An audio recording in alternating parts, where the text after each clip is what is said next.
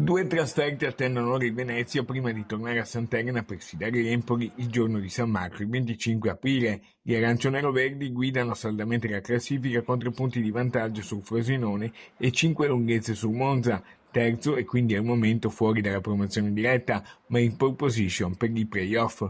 5 punti dal terzo posto in Serie B sono un buon margine, ma non ancora definitivo, visto che mancano 5 partite alla fine della stagione regolare.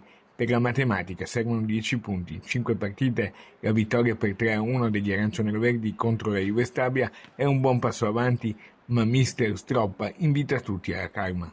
Cambia nulla e quindi testa bassa, cercando di fare più punti possibili.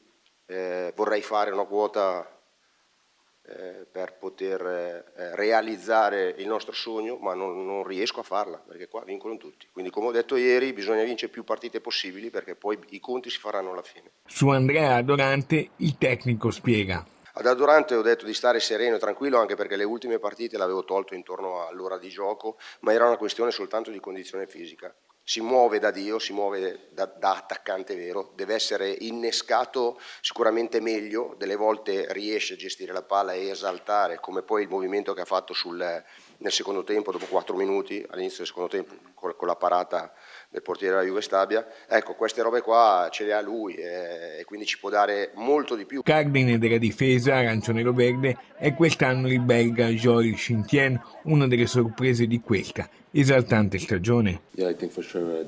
Sì, siamo nella miglior posizione in cui potremmo essere in questo momento e dobbiamo continuare a fare tutto quello che abbiamo fatto fino a questo momento e continuare a essere positivi e a pensare in maniera positiva.